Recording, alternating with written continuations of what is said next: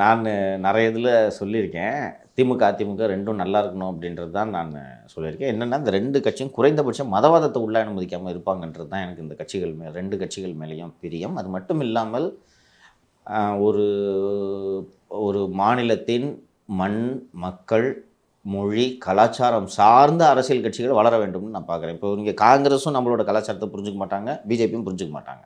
திமுக, அதிமுகவுக்கு புரியும். ஐயா இது இங்கே வேலைக்கு ஆகாதுங்க அப்படின்னு சொல்லுவாங்க. ஸோ இது போன்ற பிராந்திய கட்சிகள் வளர்வது நல்லது என்று தான் நானும் பார்க்கிறேன்.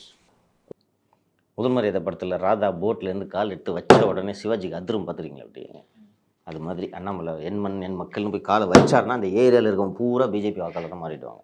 வளர்ந்துருக்கு கட்சி, பிரமாதமாக வளர்ந்துருக்கு. பிரமாதமாக வளர்ந்துருக்கா இல்லையான்றதை இவர் போட்டி போட்டு டெஸ்ட் பண்ணுறதானங்க முறையாக இருக்கும்.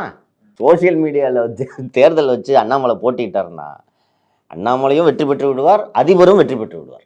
2 பேருக்குமே சோசியல் மீடியாவில் அடிச்சுக்கிறது ஆள் இல்லை. கிரவுண்டில் போய் ஓட்டு கேட்டால் தான் எவனும் போட மாட்டேங்க.